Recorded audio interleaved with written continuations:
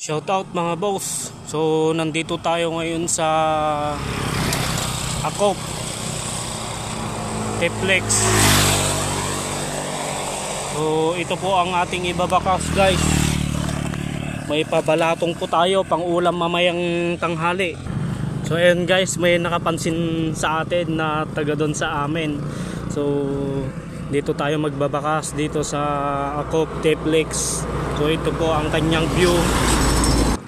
At ito po ang aking ibabakas guys. So ayan o. Ito guys ang ating ibabakas dito sa Akop T-Flex. Ayan, may sticker na may balatong ka pa. So puntahan mo na ngayon. Pangulam mo mamayang tanghali. So, ito po ang kanyang paligid. So dito po sa may tulay. Ayan. Tapos dito sa may Pakaswatit. Ayan o. Pakaswatit ba ito no ba? Basta ito tapat na ito sa Pangkayon. Basta hindi asilekti tulay. Basta ating nga herila.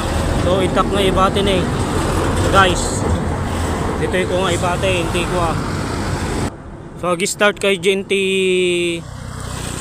First nga stoplight. Genti tulay. Ayan. May ka 1, 2 tapos may lo ating street light basta batog na ditoy pakibirok latan guys no dati si tayo ti Pangaldaw. Good luck guys, ti makaala. Sige, bye bye. Basta 1, 2, 3 nga stoplight basta batog na dati ayan, alain nyo ito kung ikabila dito, urayak lang unti lumabas ng lugan. So, ikabil tayo guys habang awampay tikwa. Basta dito ko isuksik Dito alain yun guys. Pangaldaw yo. Basta darat na